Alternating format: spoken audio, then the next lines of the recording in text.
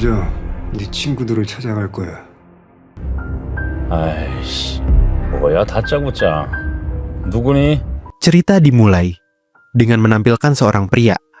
Pria itu hanyalah seorang buruh kasar dengan kaki pincang yang bekerja mengangkut batu. Namun ia mampu membuat para anggota geng membungkuk hormat kepadanya. Bahkan, tangan kanan ketiga dari geng tersebut menunjukkan sikap yang sangat hormat. "Di mana adikku?" tanyanya. Dipandu oleh tangan kanan ketiga, ia pun tiba di hadapan jenazah adiknya. Ketika diberitahu bahwa adiknya tewas di tangan preman kecil, ia sama sekali tidak percaya. Apa benar semudah itu? Pikirnya. Tatapan tangan kanan ketiga seolah memberitahu bahwa firasatnya tidak salah. Setelah itu, ia dengan santai masuk ke ruang pribadi bos geng dan langsung menuntut penjelasan mengapa kedua bos itu tidak menepati janji untuk melindungi adiknya. Kedua bos itu langsung terdiam, tak berani berkata apa-apa. Wajah mereka pun tampak semakin suram. Akhirnya, ia pun mengajukan satu pertanyaan terakhir yang mengganjal di hatinya. "Masih ada lagi yang kalian sembunyikan dariku?" Pertanyaan ini terdengar seperti ancaman sekaligus peringatan. Namun, karena kedua bos itu tetap bungkam, pria itu membungkuk sebagai tanda hormat, lalu perlahan keluar dari ruangan. Karena tidak mendapatkan kebenaran di sana, ia memutuskan untuk menyelidiki sendiri. Tanpa membuang waktu, ia langsung menuju kantor polisi. Namun, kepala polisi menolak mentah-mentah permintaannya untuk bertemu dengan pelaku, bahkan menyuruhnya menunggu hingga persidangan. Hal ini jelas membuat pria itu marah. "Kapan kau mulai menjadi orang yang begitu taat aturan?" ucapnya. Setelah kata-kata itu keluar, akhirnya ia diizinkan bertemu dengan si preman. Namun, pria itu tidak marah seperti yang dibayangkan. Ia hanya dengan dingin menanyakan kebenaran kejadian pada si preman. Tak disangka, si preman sama sekali tidak menggubrisnya, bahkan tidak menunjukkan sedikit pun penyesalan. Karena itu, pria itu berkata bahwa ia akan mencari teman-temannya, lalu orang tuanya. Ia tahu, setiap manusia pasti punya kelemahan. Mendengar ancaman itu, si preman pun langsung panik dan berusaha menghentikan langkah pria itu. Namun, ucapan si preman berikutnya membuat semua orang terkejut. "Kalau kau bertemu kedua orang tuaku yang brengsek itu, tolong pukuli mereka sekeras mungkin, atau langsung bunuh saja. Waktu kecil, mereka meninggalkan aku dan adikku begitu saja. Jadi, kalau kau membunuh mereka, aku titip padamu." Ucapan yang dianggap kejam oleh si preman itu justru membuat pria itu menemukan celah, yaitu adik yang tumbuh bersamanya. Hal ini membuat wajah si preman yang tadinya angkuh berubah menjadi cemas. Tak lama kemudian, pria itu mengikuti adik si preman ke sebuah warnet.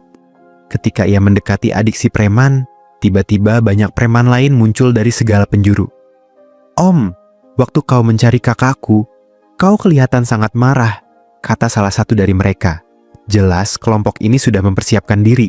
Namun mereka sama sekali tidak menyadari betapa berbahayanya pria itu. Bahkan mengira mereka mengendalikan situasi. Pemimpin kelompok mencoba mengalihkan perhatian pria itu dengan kata-kata, sementara preman lain diam-diam menyerang dari samping. Tanpa mereka sadari, semua gerak-gerik itu sudah terbaca oleh pria itu. Dengan teknik bertarung yang cepat, tepat, dan mematikan, ia membuat para preman ketakutan dan mundur perlahan.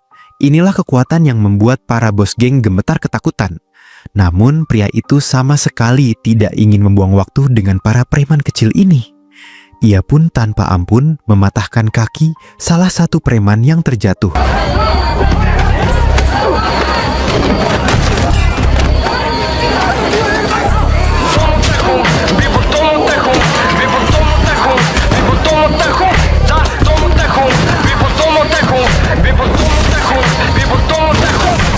Setelah unjuk kebolehan singkat itu, pemimpin preman kehilangan seluruh keberaniannya dan buru-buru mengaku tidak tahu apa-apa. Namun, meski nyawa mereka diampuni, mereka tetap harus menanggung akibat dari keangkuhan mereka. Hanya dengan satu pukulan, pemimpin preman itu langsung merasakan akibatnya. Setelah itu, pria itu menangkap adik si preman. Ketika rekaman suara diputar di dekat si preman, akhirnya ia tidak lagi berani berbohong. "Om, kau pernah dengar tentang makam?" tanyanya. Melihat pria tua itu kebingungan, ia pun menjelaskan bahwa Makam adalah sebuah aplikasi yang secara berkala mengumumkan berbagai tugas. Beberapa anak orang kaya yang berbuat masalah akan memasang hadiah di aplikasi itu untuk mencari orang yang mau mengaku bersalah menggantikan mereka. Para remaja nakal yang tidak punya siapa-siapa seringkali tergiur uang besar dan menerima tugas itu. Hari itu, saat si preman sedang online, tiba-tiba muncul tawaran terbesar sepanjang sejarah. Pergi ke parkiran bawah tanah untuk membunuh seseorang. Godaan hadiah uang membuat para preman tak bisa menolak, sehingga mereka tega membunuh adik kandung pria itu, Kisik. Jelas, untuk mengetahui siapa yang memasang tugas itu, pria itu harus mendatangi perusahaan Makam. Ketika ia tiba di sana, ternyata bos perusahaan itu adalah seseorang bernama Shim Sung Won. Namun, bertemu dengan bos tidak semudah yang ia kira. "Keluar dari sini!" bentak seseorang. Demi menyelidiki penyebab kematian adiknya, pria itu sudah berada di titik tak peduli apapun. Tak lama kemudian, teleponnya sampai ke tangan Shim Sung Won. Begitu mendengar suara pria itu, Shim Sung Won langsung ketakutan. Namun, ia juga tidak mau menyerah begitu saja. Ia segera menambah jumlah anak buah di perusahaan, berniat menyingkirkan pria itu untuk selamanya. Bagaimanapun, pria itu sudah lama pensiun dari dunia hitam dan kini pincang. Namun, kekuatan pria itu ternyata jauh di luar dugaan. Semua rencana Shim Sung Won pun gagal total.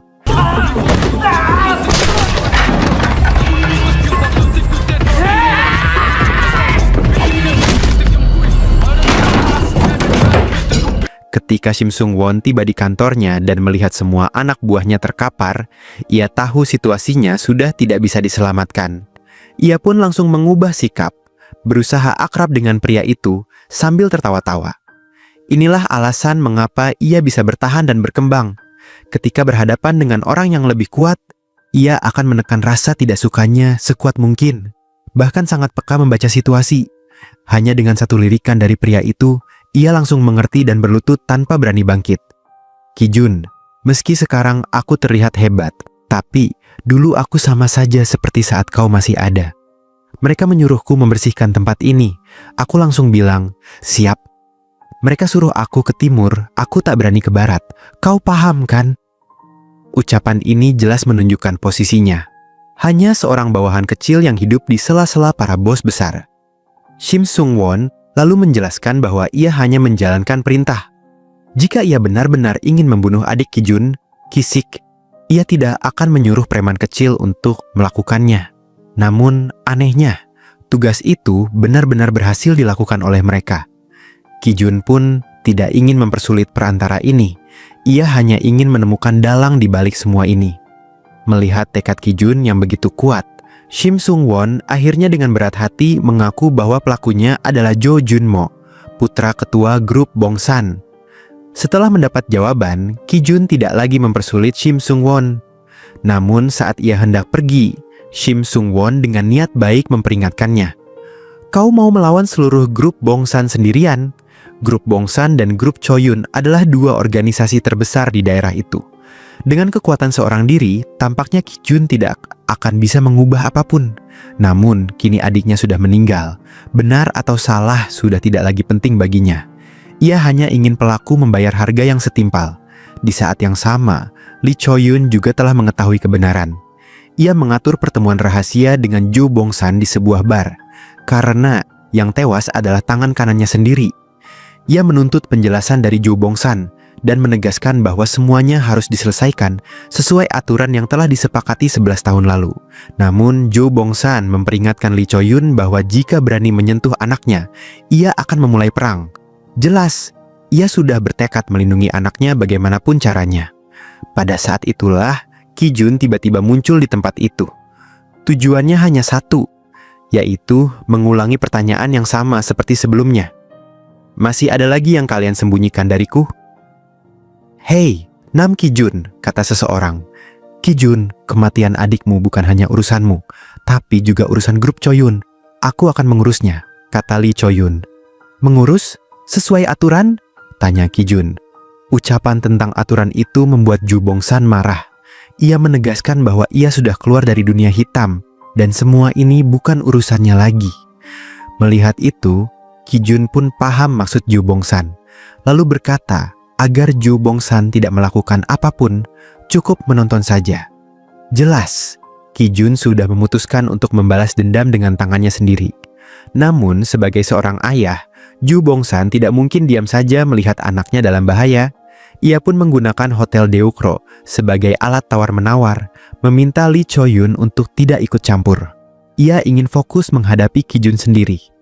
Godaan keuntungan yang besar membuat Lee Cho-yun langsung memerintahkan agar tidak ada aksi balas dendam, bahkan memperingatkan tangan kanan ketiga bahwa itu tidak sepadan. Meski tangan kanan ketiga sangat tidak rela, ia tetap harus mengikuti perintah bos. Namun, percakapan mereka didengar diam-diam oleh putra Lee Cho-yun, Lee Gong-ja. Karena Lee Cho-yun tidak ingin anaknya terlibat dunia hitam, Lee Gong-ja berusaha keras menjadi jaksa. Namun, tugas pertamanya justru adalah menyelidiki grup Cho-yun sebagai bukti kesetiaannya pada organisasi. Ia pun menjalankan tugasnya dengan baik, selalu mengamati setiap gerak-gerik orang di sekitarnya. Saat itu, ia melihat orang kepercayaan Ki-sik menemui tangan kanan ketiga, berusaha membujuk bos agar membalaskan dendam Ki-sik. Namun, ia tidak tahu bahwa bos sudah memutuskan dan mengira tangan kanan ketiga yang menghalangi. "Ketua ruangan," panggil seseorang. Untungnya, Lee Gong-ja tiba-tiba muncul dan menghentikan konflik itu. Namun, sebelum pergi, ia malah balik bertanya pada tangan kanan ketiga, "Kau benar-benar merasa ini tidak sepadan?" Pertanyaan itu membuat tangan kanan ketiga mulai menyadari sesuatu. Sementara itu, orang kepercayaan Ki-sik menemui Ki Jun. Karena organisasi tidak mau membalas dendam, ia ingin membantu Ki Jun. Melihat tekad orang kepercayaannya, Ki Jun memberinya tugas kecil. Mengumumkan tugas di aplikasi makam, mencari keberadaan Jo Gong-ja di seluruh jaringan. Tak lama, seorang kurir makanan menemukan jejaknya. Setelah mendapat informasi, orang kepercayaan itu langsung menelepon Ki Jun. Sudah ketemu di mana dia. Ia adalah petarung terkuat di antara para gangster. Setiap kali bertarung 1 lawan 1 dengan geng musuh, ia hanya butuh 10 detik untuk menjatuhkan lawan. Aura kuatnya membuat musuh tak berani mengirimkan orang lagi. Namun, saat mereka merasa sudah menang, tiba-tiba seorang pria muncul dari kerumunan. Para bos geng langsung melihat secercah harapan. Senyum percaya diri pun muncul di wajah mereka. Benar saja, saat pertarungan dimulai, Ki Jun mampu menahan pukulan lawan, bahkan bertarung seimbang. Namun, setelah mengetahui kekuatan lawan, Ki Jun mulai mengeluarkan seluruh kemampuannya.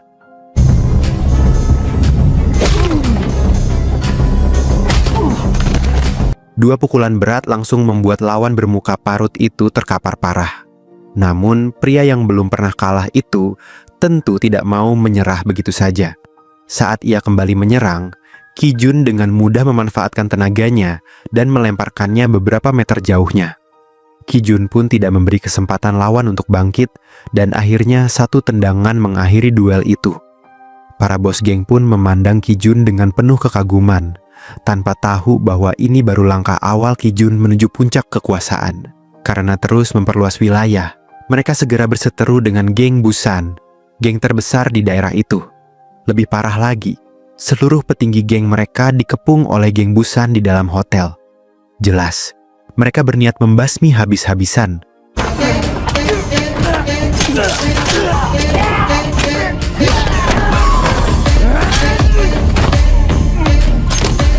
Meski para petinggi geng berusaha melawan, mereka tetap kalah karena lawan sudah sangat siap. Saat mereka hampir kalah total, tiba-tiba Ki Jun muncul. Dengan kekuatan dingin dan tanpa ampun, Ki Jun membuka jalan berdarah. Ketika para bos melihatnya, mereka hanya bisa mengagumi, sekaligus sadar bahwa siapapun lawannya, berapapun jumlahnya, selama ada Ki Jun, semua masalah pasti bisa diatasi. Namun, Ki Jun telah melakukan satu kesalahan. Ia membawa adik kandungnya, Ki-sik, masuk ke dunia gangster. Sejak hari itu, posisi Ki Jun, Lee Cho-yun, dan Jo Bongsan di geng semakin naik. Bahkan, beredar rumor bahwa Ketua Wu berencana mewariskan perusahaan pada mereka berdua, bukan pada putranya sendiri, Wu Gongja. Awalnya, Wu Gongja tidak terlalu peduli. Namun lama-kelamaan, rumor itu menanamkan benih kecemburuan di hatinya. Kau yakin Wugongja ingin menyingkirkan kita? Ya, jawab seseorang. Aku pikir hanya dengan jujur pada kalian, aku masih punya sedikit harapan hidup. Untuk meyakinkan kedua bos, Shim Sung Won bahkan menunjukkan rekaman suara sebagai bukti. Pada masa itu, belum ada teknologi cloning suara, sehingga rekaman itu sangat meyakinkan dan langsung membuat kedua bos berniat membunuh. Kisik yang berjaga di luar pun mengetahui semuanya. Keesokan harinya, Wugongja tewas dibunuh secara misterius, dan pelakunya adalah adik Kijun, Kisik. Begitu Ketua Wu mengetahui kabar itu, ia segera memerintahkan pengejaran terhadap Lee Choyun dan Ju Bongsan. Keduanya pun segera dibawa ke hadapan Ketua Wu. Itu semua ulah dia, sungguh bukan salahku, kata Ju Bongsan sambil menuding Lee Choyun. Saat mereka saling menuduh, Kijun, anak buah paling setia dan paling kejam, sudah tiba di depan pintu. Demi adiknya, ia mengaku sebagai pelaku pembunuhan Wugongja. Namun, petarung nomor 1 geng, Pak Jung, tidak percaya bahwa Kijun pelakunya. Benarkah kau yang membunuh putra ketua? Tanya Pak Jung. Apa itu penting? Jawab Kijun. Dengan kekuatan seorang diri, ia berhasil membebaskan Lee Choyun dan Ju Bongsan. Ketua Wu sama sekali tidak menyangka, dalam 1 hari, kerajaan gengnya runtuh seketika.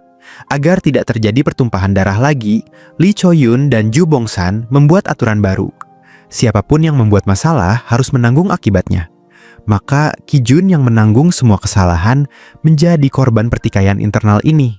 Namun, karena ia telah menyelamatkan Lee Choyun dan Ju Bongsan, hukumannya hanya dipotong urat kakinya dan diusir dari geng. Tidak boleh lagi terlibat urusan dunia hitam dan menjadi buruh kasar di pegunungan. Sementara itu, Lee Choyun dan Ju Bongsan, yang kini menguasai segalanya, berkembang menjadi 2 geng terkuat di daerah itu. Adik Kijun, Kisik, setelah bertahun-tahun berjuang di geng, menjadi tangan kanan Lee Choyun, sekaligus pewaris yang ditunjuk langsung. Kedua geng itu pun hidup berdampingan tanpa saling mengganggu, hingga suatu hari, kepala ruangan grup Bongsan, Cha, terlibat konflik dengan putra Ju Bongsan, Ju Junmo, dan akhirnya dibunuh oleh pembunuh bayaran asing yang disewa Ju Junmo. Maaf, Jo Gongja membayar saya untuk membunuhmu, kata si pembunuh. Tapi aku juga orang Bongsan, jawab Cha. Kabar ini segera sampai ke telinga Jo Bongsan. Ia khawatir jika turun tangan sendiri, anaknya akan kehilangan muka. Maka ia meminta bantuan sahabat lamanya, Lee Choyun, dengan imbalan sebidang tanah, untuk menyingkirkan pembunuh asing itu. Lee Choyun demi keuntungan, menyerahkan tugas itu pada Kisik dan menasihatinya agar tidak berpikir untuk pensiun, karena suatu saat dunia ini akan diwariskan padanya. Kisik pun membawa orang kepercayaannya ke wilayah Joo Junmo, dan dengan dingin memperingatkan 2 pembunuh itu untuk meninggalkan Korea dalam 3 hari. Jika sampai bos turun tangan, itu sudah peringatan terakhir. Namun, Jo Gongja yang tidak tahu diri malah mencoba menekan Kisik dengan nama besar grup Bongsan.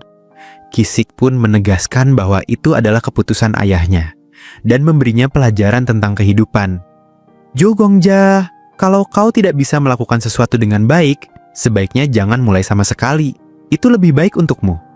Sayangnya, Jo Gongja adalah anak gangster yang arogan. Baginya kekuatan adalah segalanya. Ia bahkan membalas Kisik. Dulu kakakmu, Kijun, juga gagal melakukan sesuatu. Akhirnya ayahku dan Ketua Lee bermurah hati, hanya memotong urat kakinya, tidak membunuhnya. Kalian berdua seharusnya berterima kasih pada kami. Jelas, Jo Gongja tidak tahu kebenaran, bahkan meniru cara berjalan Kijun yang pincang, membuat Kisik sangat marah. Bagi Kisik, kakaknya adalah sosok yang tak boleh dihina. Ia pun memutuskan memberi pelajaran pada Jo Gongja.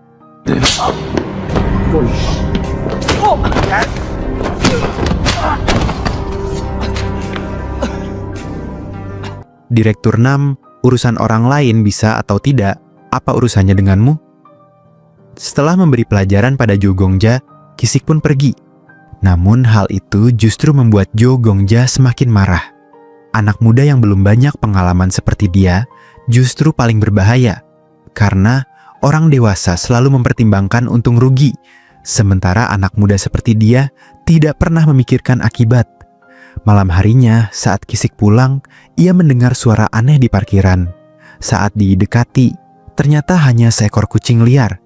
Namun, saat ia merasa iba pada kucing itu, tiba-tiba sebuah pisau menusuk dari belakang. Untungnya Kisik sangat terlatih, sehingga si penyerang bertopeng tidak bisa melukainya. Saat itu, Kisik sudah tahu bahwa ini pasti ulah Jo Gongja yang tidak tahu diri. Namun, ia tidak tahu bahwa yang dikirim bukan hanya satu orang bertopeng. Namun, kelompok anak muda itu terlalu lemah. Atau bisa dibilang Kisik yang sudah lama di dunia hitam terlalu kuat. Dengan mudah, ia mengalahkan mereka semua.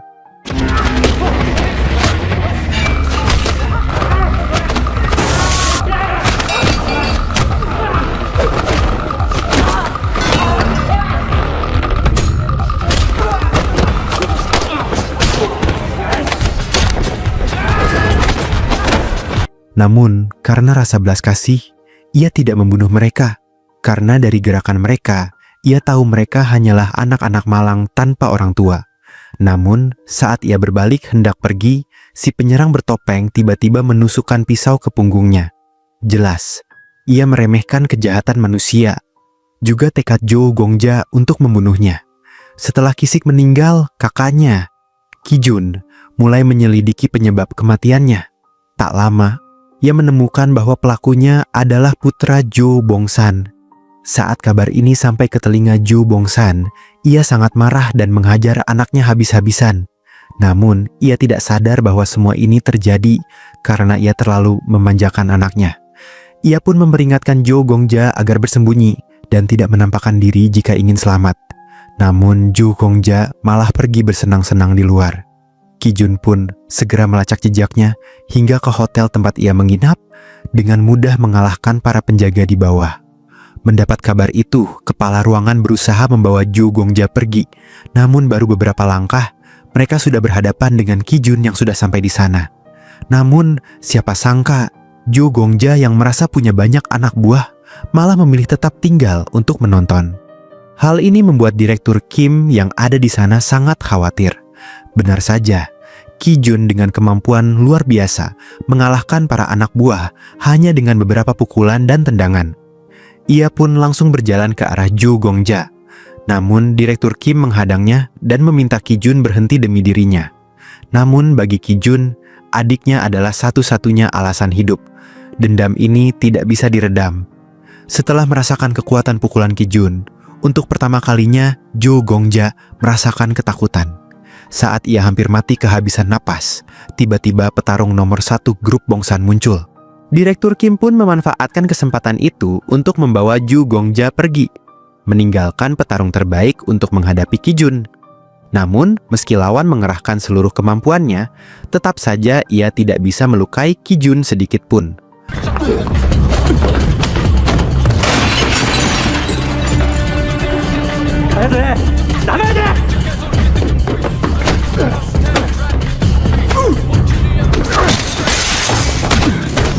Akhirnya, Kijun langsung melayangkan satu pukulan telak yang membuat pria itu terpental beberapa meter.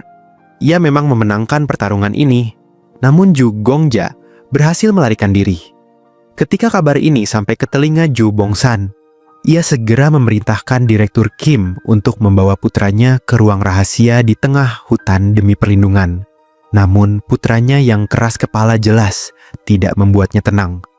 Demi membuatnya sadar akan bahaya yang mengancam, Direktur Kim pun menceritakan masa lalu Kijun. Namun, Jo Gongja sama sekali tidak peduli, bahkan berusaha keras untuk keluar dari persembunyian itu. Setelah berbagai usaha sia-sia, akhirnya ia sadar, jika Kijun adalah akar masalah, maka membasmi akar itu adalah solusinya. Ada pekerjaan untuk kalian, 10 miliar won, katanya. Dalam pikirannya, semua bisa diselesaikan dengan uang. Dua orang asing itu pun menerima tugas tersebut tanpa menyadari betapa berbahayanya Kijun. Selanjutnya, Jo Gongja menelepon Direktur Kim dan mengancam keselamatan keluarganya agar ia mau memancing Kijun ke tempat kedua orang asing itu. Tak punya pilihan, Direktur Kim pun menuruti perintah. Setelah mengajak Kijun bertemu, ia mengenang masa-masa mereka berjuang bersama, lalu mengungkapkan bahwa ia pun tidak menyukai tindakan Zhu Gongja, bahkan menyerahkan posisi Zhou Gongja kepada Qi Jun dan memberitahukan lokasi persembunyian Zhu Gongja. Berdasarkan kepercayaan lama di antara sahabat, Qi Jun tidak curiga sedikit pun. Ia pun datang ke alamat yang diberikan. Kedua orang asing itu langsung menyerangnya dengan pisau, jelas berniat membunuh.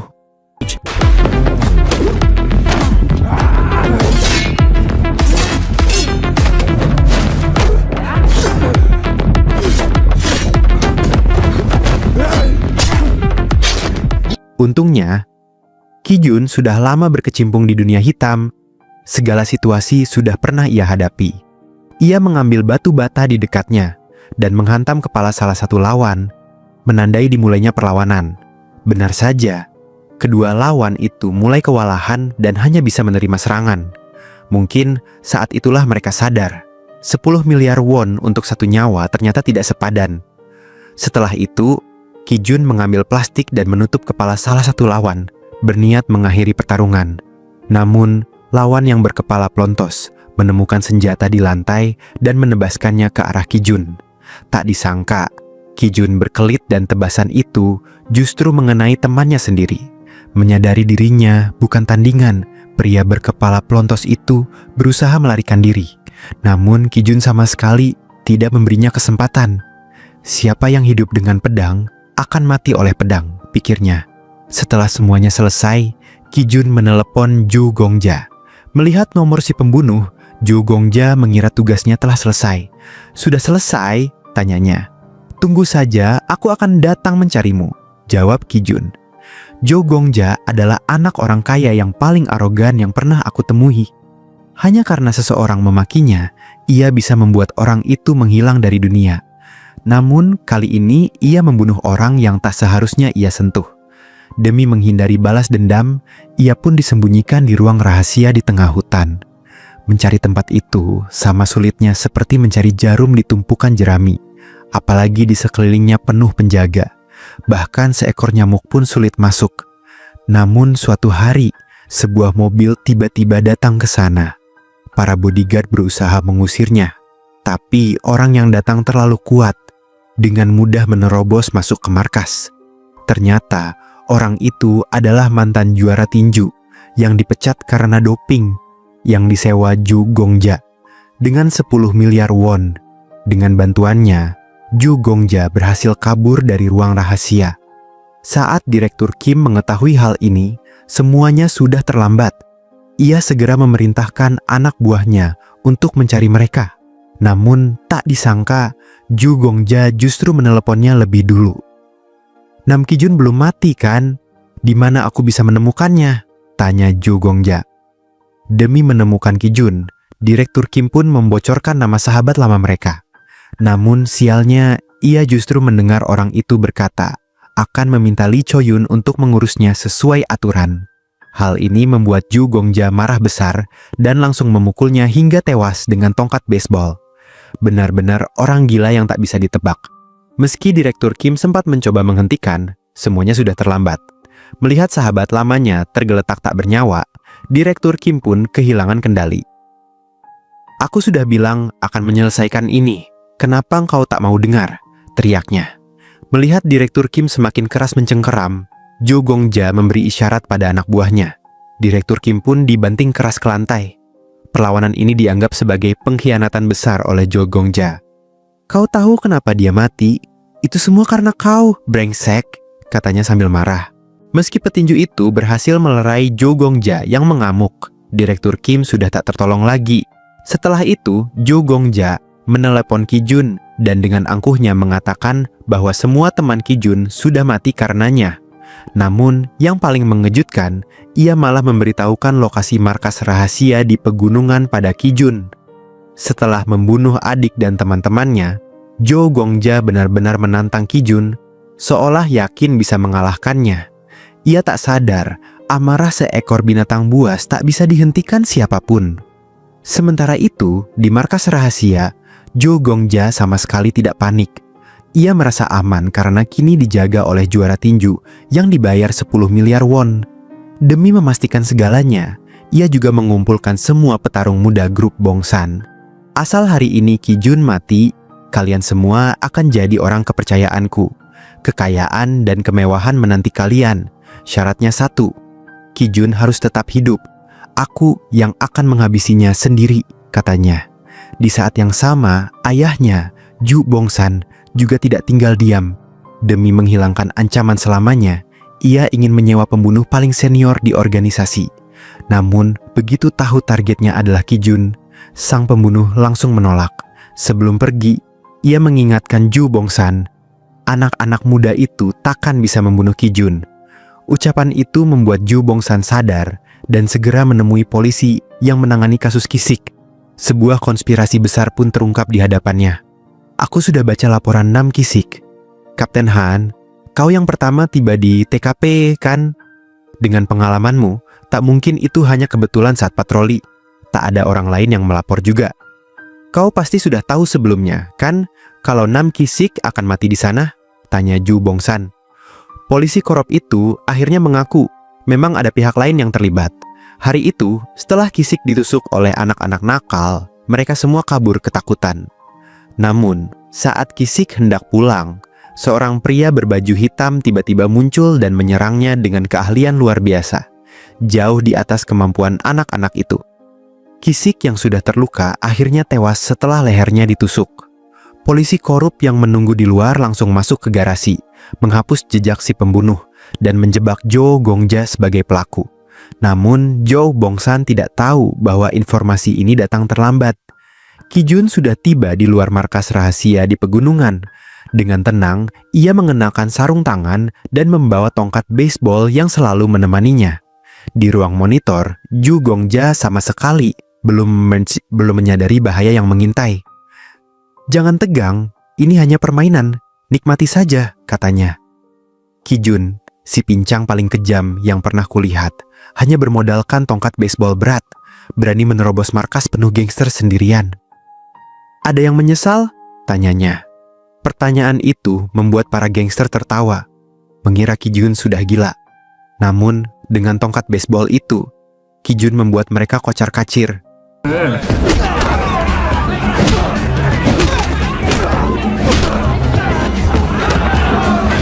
Ruangan yang sempit justru menjadi keunggulannya. Melihat kekuatan Ki Jun, tak ada yang berani maju. Namun, seorang pria berambut gimbal mencoba mencari muka, memeluk Ki Jun erat-erat dan membantingnya ke tembok.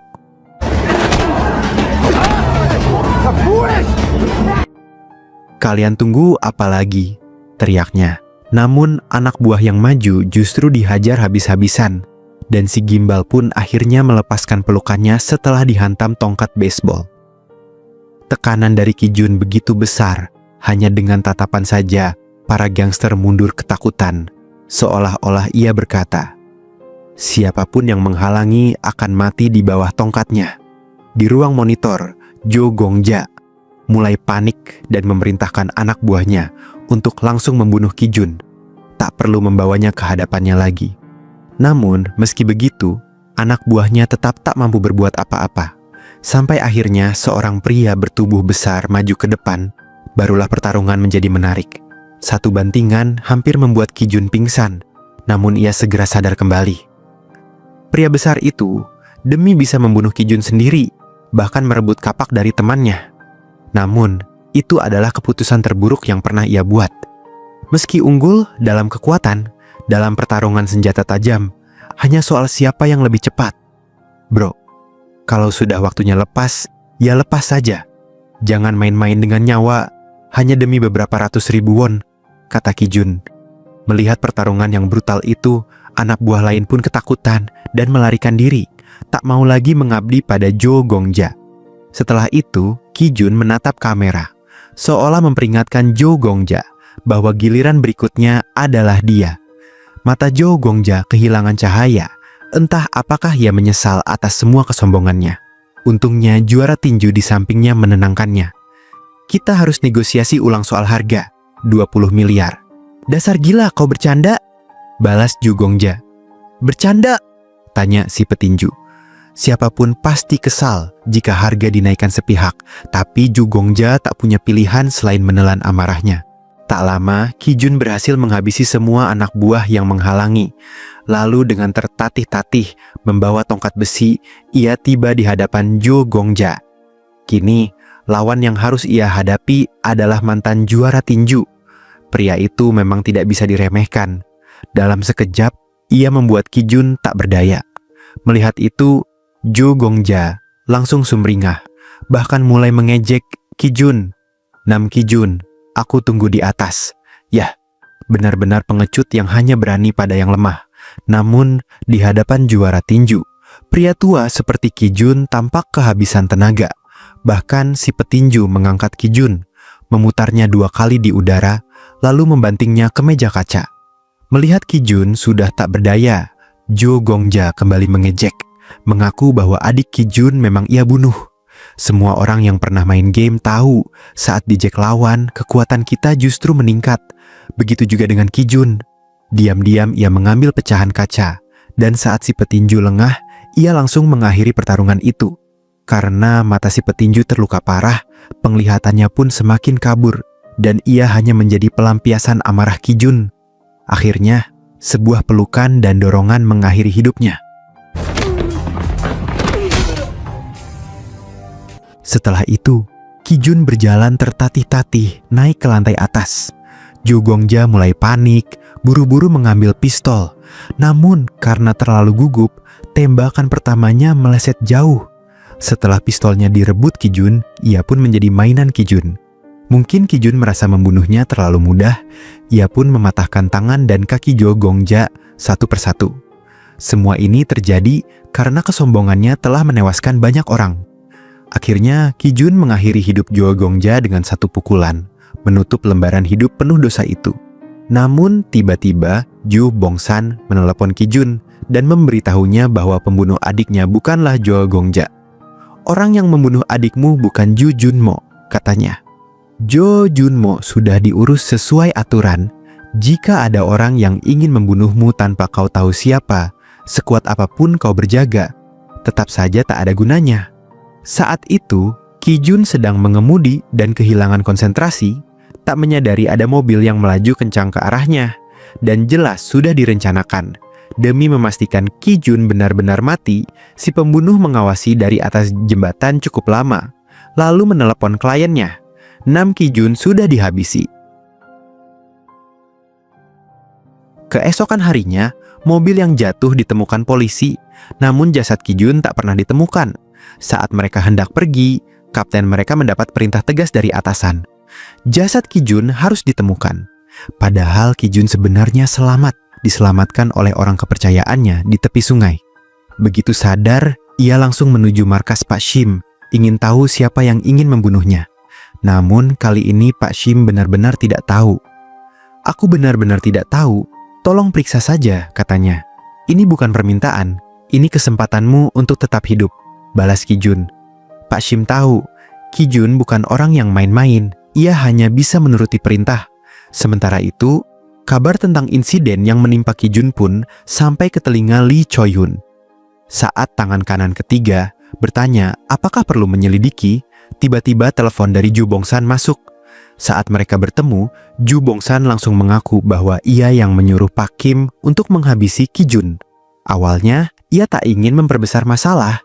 Namun setelah tahu anaknya sudah diurus sesuai aturan, ia tak bisa lagi menahan amarahnya. Namun, kejutan untuk Lee Choi-hun belum berakhir. Jo Bongsan lalu menunjukkan bukti penerimaan suap oleh Kapten Han. Hasil penyelidikannya mengarah pada perusahaan fiktif milik grup Choi-hun. Saat itu juga, Jo Bongsan sadar akan semuanya. "Sejak awal kau memang tak berniat menyerahkan perusahaan pada Nam Ki-sik, tapi ingin menyingkirkannya dan menjebak anakku. Lalu Nam Ki Jun membunuh anakku, dan akhirnya kau menghabisi Nam Ki Jun.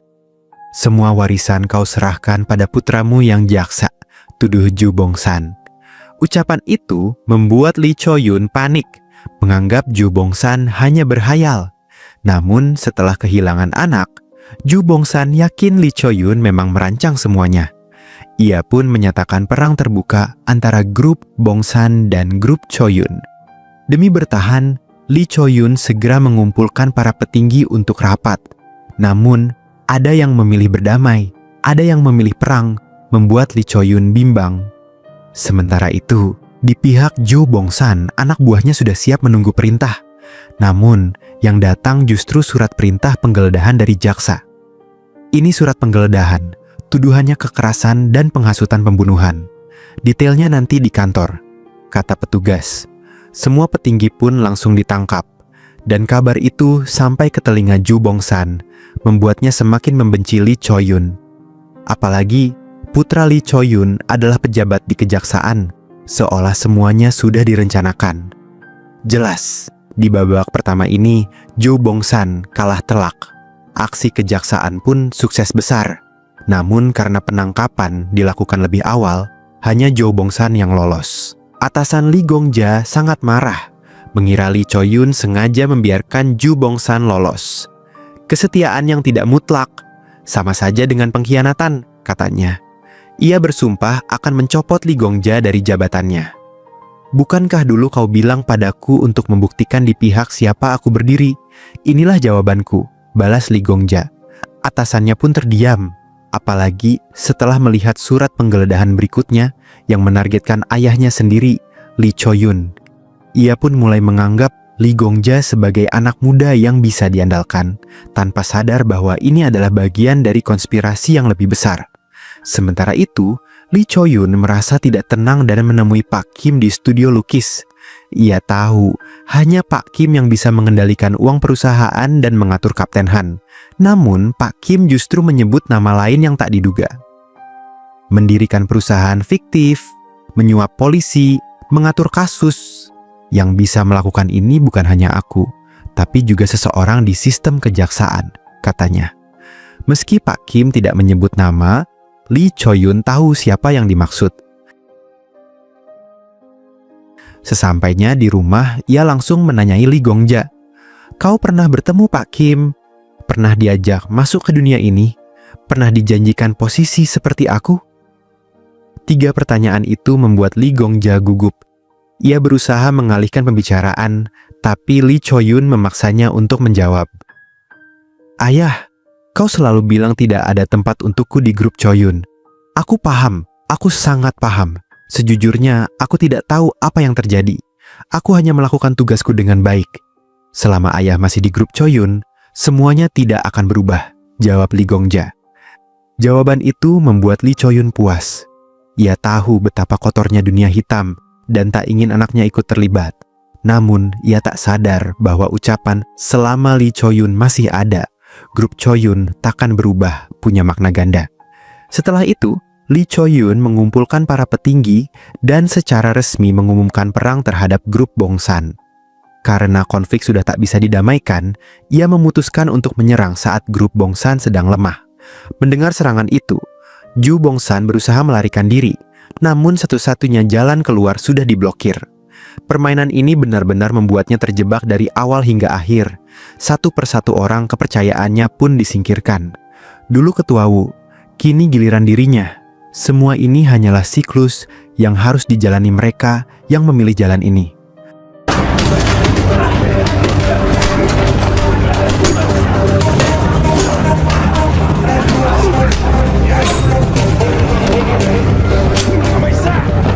Tak lama, Jo Bong-san yang kelelahan pun berlutut.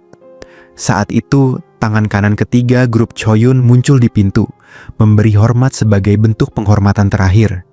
Namun sebelum bertindak, Lee Choi-yun menghentikannya, ingin mengantar sendiri sahabat lamanya itu.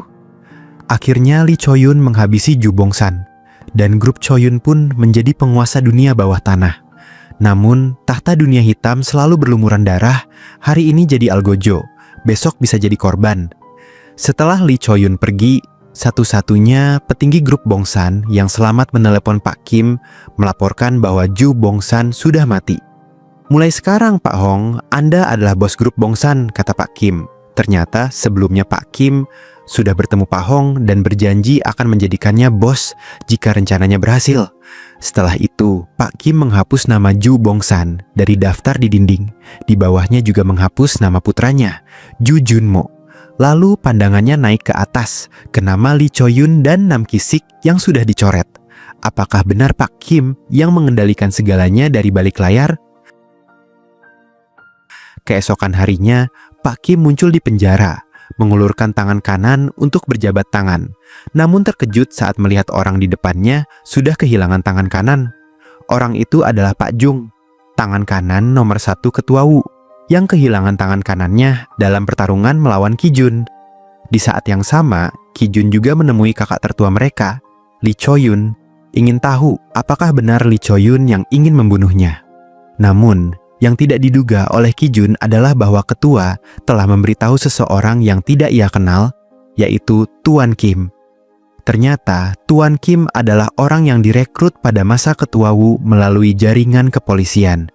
Ia bertugas menyediakan informasi internal polisi untuk menutupi aktivitas ilegal geng. Awalnya, ia tidak memiliki ambisi besar, hingga setelah Ki Jun berhasil menggulingkan geng Ketua Wu, ia mulai bergantung pada Lee Cho-yun dan Gu Bong-san. Diam-diam juga mengambil banyak keuntungan. Namun, ia tidak pernah merasa cukup, terus memanfaatkan kelemahan Lee Cho-yun dan Gu Bong-san, secara cerdik mengendalikan mereka dari balik layar. Baru-baru ini, Pak Lee mendapatkan sebuah informasi yang membuatnya sadar bahwa masa lalu dan masa kini sebenarnya tidak jauh berbeda. Semuanya masih dikendalikan oleh Tuan Kim dari belakang. Jadi, jika aku membunuh putra Ketua Wu, aku tidak pernah menyuruhmu membunuhnya, jawabnya. Aku hanya memberitahumu bahwa dia sedang mengincar kakakmu, hanya itu. 11 tahun lalu, Ki-sik masih seorang pemula.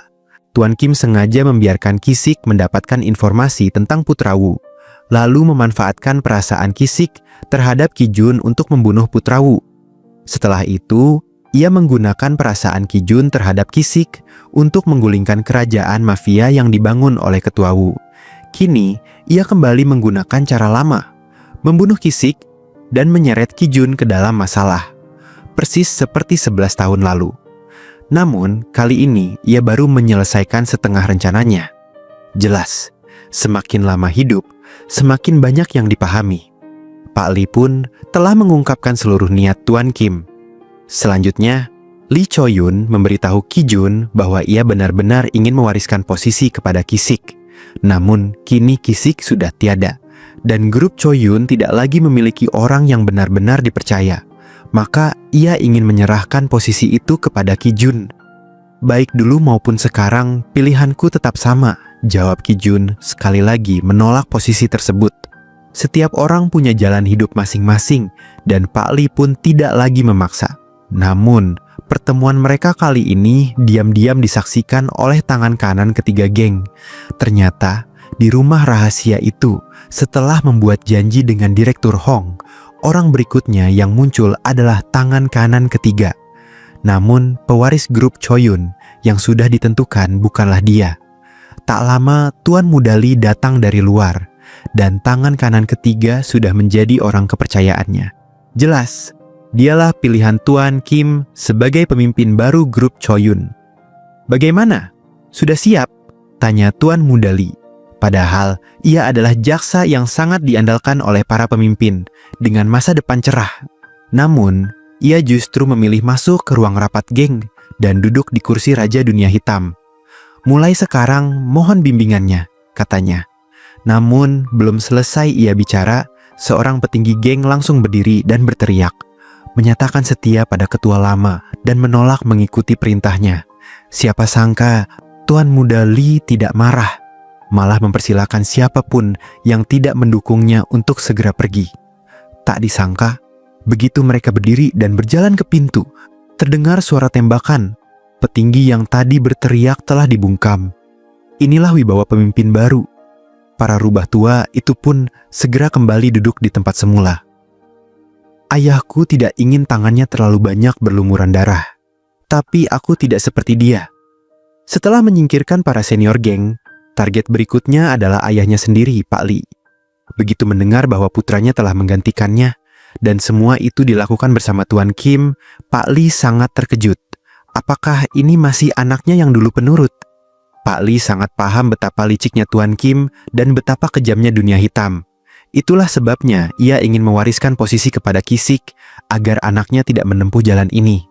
Karena di dunia hitam, akhir cerita hanya kematian. Namun, anak muda tetaplah anak muda. selalu punya keberanian untuk menabrak tembok. Kalau tidak mengalami sendiri, ia tidak akan pernah mengerti. Selanjutnya, ia mengeluarkan surat penahanan, berniat menggunakan kekuatan hukum untuk mengendalikan ayahnya. Dasar brengsek, kau kira selembar kertas ini bisa menghentikanku? Kau pikir anak buah lamaku akan menuruti perintahmu? Kalau mereka tidak mau, aku akan memaksa mereka, jawabnya dengan nada lembut namun tegas. Bahkan aku yang menonton dari layar bisa merasakan tekadnya. Jelas, Pak Li belum sadar bahwa Tuan Muda Li sudah benar-benar siap menghadapi segalanya. Baru setelah tangan kanan ketiga mengingatkan bahwa mereka masih harus bertemu Tuan Kim, Pak Li sadar bahwa kerajaannya sudah jatuh ke tangan orang lain. Setelah itu, Tuan Muda Li dan Tuan Kim bertemu di studio lukis, membawa serta surat permohonan penyelidikan terhadap Tuan Kim. Tuan Muda Li dengan tegas mengatakan bahwa ia bisa menahan surat itu. Di dunia orang dewasa, yang berlaku adalah pertukaran kepentingan, dan Tuan Kim adalah orang yang cerdas. Jadi, apa yang kau inginkan? Sebuah posisi. Posisi? Aku ingin menggabungkan grup Choyun dan grup Bongsan, lalu duduk di posisi itu. Jelas, Tuan Muda Li adalah orang yang penuh ambisi. Itulah alasan tangan kanan ketiga mau mengikutinya. Mungkin ucapan Lee Choyun tentang tidak sepadan sudah mendorong tangan kanan ketiga ke sisi Tuan Muda Li. Meski Tuan Kim setuju dengan permintaan Tuan Muda Li, ia tetap licik dengan diam-diam merekam percakapan mereka. Bahkan jika Tuan Muda Li menjadi raja dunia bawah tanah, Tuan Kim tetap bisa berdiri di atasnya. Saat ia membuka brankas rahasia, di dalamnya penuh dengan USB para raja dunia bawah tanah, menandakan bahwa kematian ketuaku dulu juga hasil permainannya. Mari bekerja sama dengan baik, Tuan Jaksa. Rasa mengendalikan segalanya inilah yang paling ia nikmati selama bertahun-tahun. Namun sehebat apapun perhitunganmu, pasti ada yang terlewat. Ki Jun, yang ia kira sudah mati, tiba-tiba muncul saat ia pulang kerja. Tuan Kim yang cerdas langsung sadar bahwa Lee Choyun telah membocorkan rahasianya. Namun, Ki Jun tidak memberinya kesempatan bicara, langsung mencekik lehernya, berniat menghabisi dalang di balik semua ini. Namun, tiba-tiba seorang pria muncul dan berhasil menyelamatkan Tuan Kim. Begitu Ki Jun melihat wajah pria itu, ia sadar bahwa itu adalah lawan lamanya, Pak Jung. Lama tak jumpa. Sebenarnya, mereka tidak punya dendam pribadi, hanya berjuang untuk kubu masing-masing. Mungkin karena jasa Ketua Wu pada Pak Jung sangat besar. Di bawah bujukan Tuan Kim, ia langsung setuju untuk melawan Ki Jun. Namun tiba-tiba, suara siren polisi terdengar. Duel mereka pun terpaksa dihentikan. Tapi Ki Jun tidak berniat menyerah begitu saja. Ia segera menelepon Pak Shim, meminta bantuan untuk menyelidiki latar belakang Tuan Kim, dan menegaskan bahwa ini adalah permintaan terakhirnya. Namun, permintaan ini membuat Pak Shim sangat bimbang. Sebagai perantara, ia bisa bertahan hidup sampai sekarang karena selalu menjaga batasannya. Halo Ki Jun, kau tahu kenapa sampah sepertiku bisa bertahan sampai sekarang? Aku tahu betul mana yang boleh dan tidak boleh kulakukan. Permintaanmu ini tidak bisa kulakukan, bahkan mati pun aku tak mau. Itu polisi, jangan cari masalah dengan polisi, nanti akan sangat merepotkan. Jadi, menurutmu, mengusik kisik tidak apa-apa? Lihatlah manusia, harus tahu posisi ekosistemnya. Kalau jadi bidak, jangan pikirkan urusan pemain catur. Jangan pernah mengusik orang yang tidak boleh diusik. Namun, sekarang pilihannya hanya mati sekarang atau nanti. Pak Shim pun memilih yang kedua. Melalui jaringan tugas di aplikasi makam, ia berhasil menemukan kendaraan Tuan Kim. Setelah itu, seorang kurir mengunggah informasi ke makam 29 dan Pak Shim segera memberitahu lokasi itu pada Ki Jun. Semuanya sudah waktunya untuk diselesaikan. Namun, saat Ki Jun tiba di parkiran, yang keluar dari mobil justru Pak Jung. Ternyata, Tuan Kim telah memanfaatkan Pak Shim. Ia tahu Ki Jun tidak akan membiarkannya lolos. Jadi ia meminta Pak Jung mengendarai mobilnya untuk memancing Ki Jun keluar. Tak heran ia bisa bertahan dalam permainan para pemain catur. Pak Jung pun tidak banyak bicara. Ia harus membalas dendam untuk bos lamanya.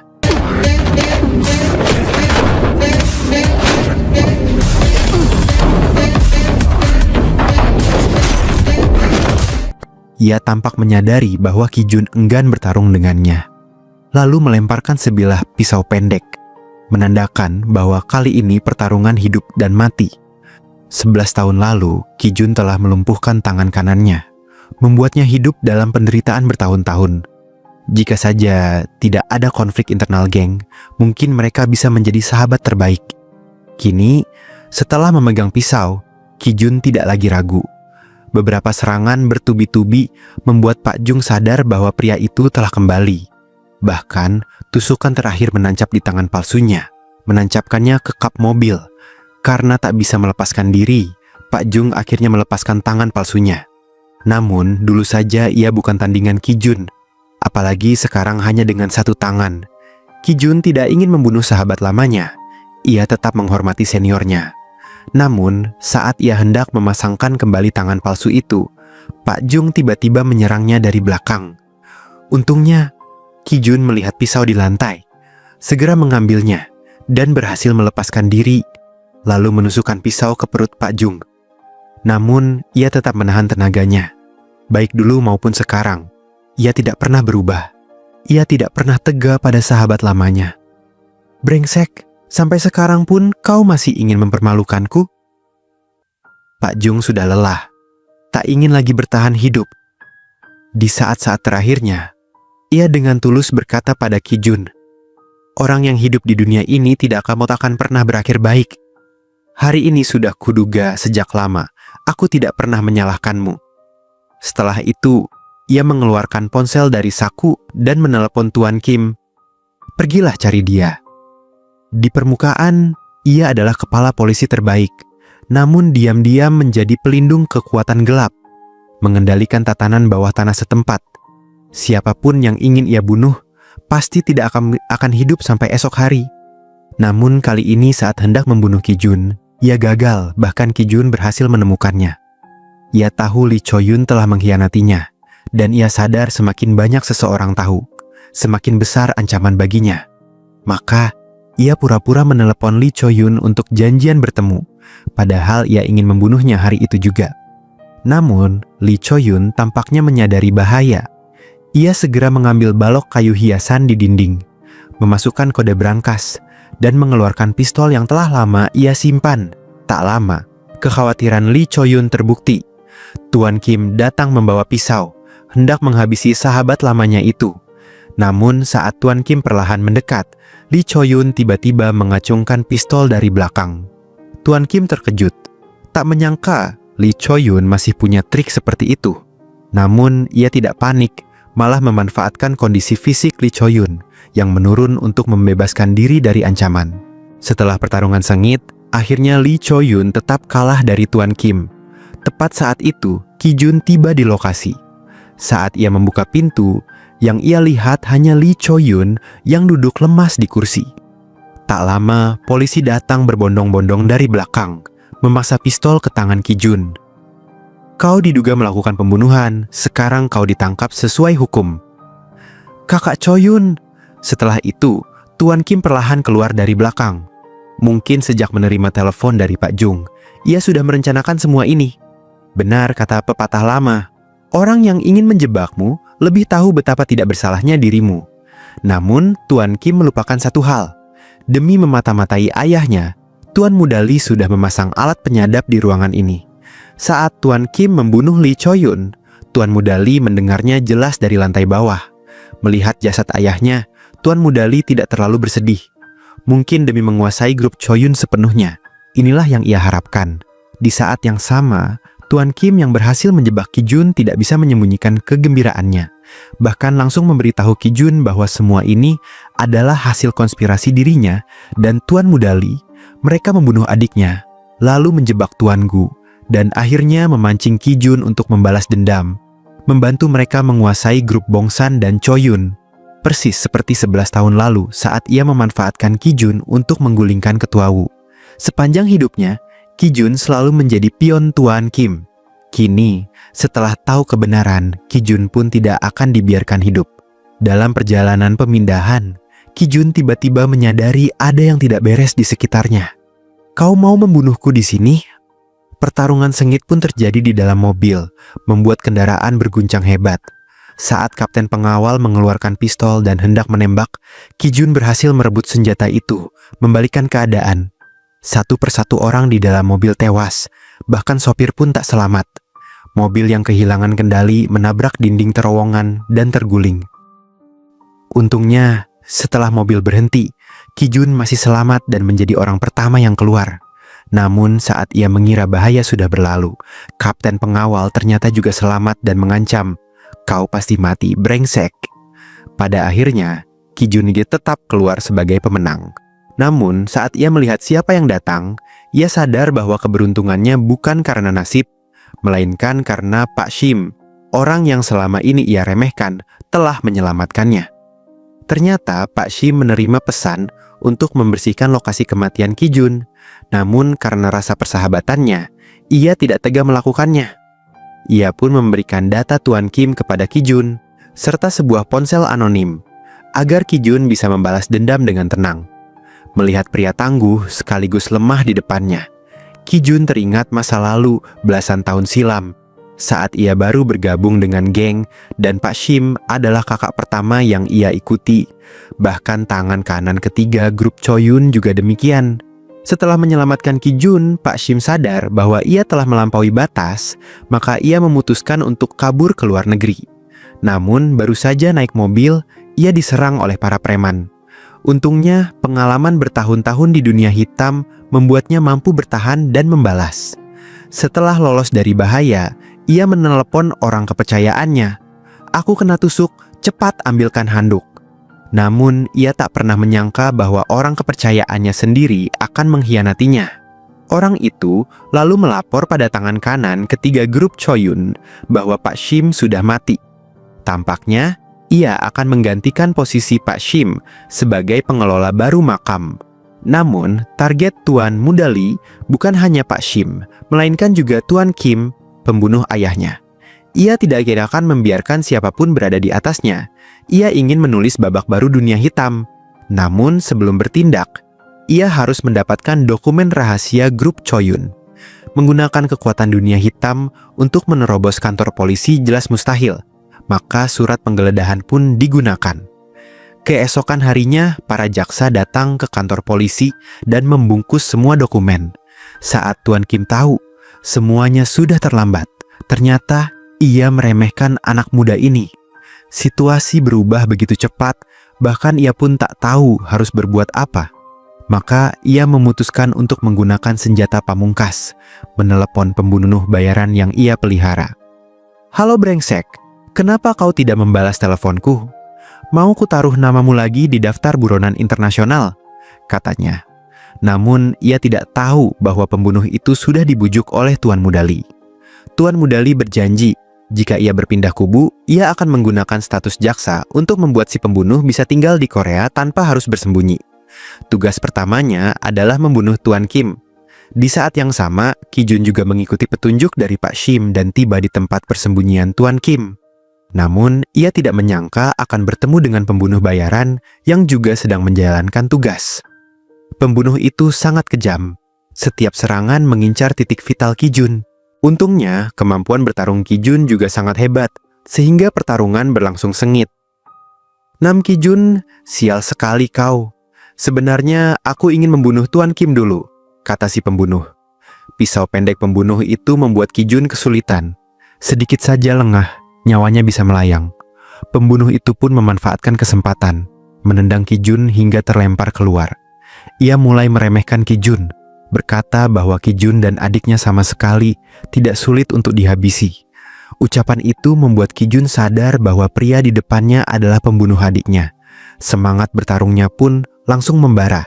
Namun, senjata memang memberikan keunggulan besar.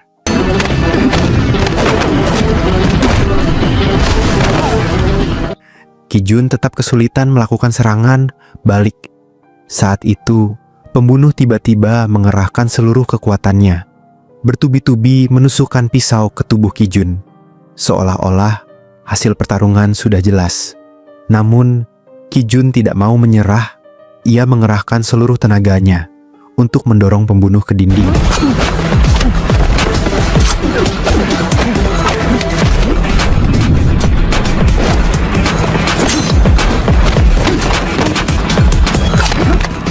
Pembunuh pun segera memindahkan pisau ke tangan kanan dan kembali melukai perut Ki Jun. Melihat Ki Jun yang sudah kehabisan tenaga, pembunuh tahu kemenangan sudah di depan mata, lalu bersiap memberikan pukulan terakhir. Namun Ki Jun dengan paksa menahan serangan itu dengan tangan kosong, dan akhirnya berhasil menangkap pembunuh tersebut. Maka tibalah giliran Nam Ki Jun menghadapi babak penentuan. Setelah itu, ia mencabut pisau dari tangannya sendiri, teringat luka di leher adiknya.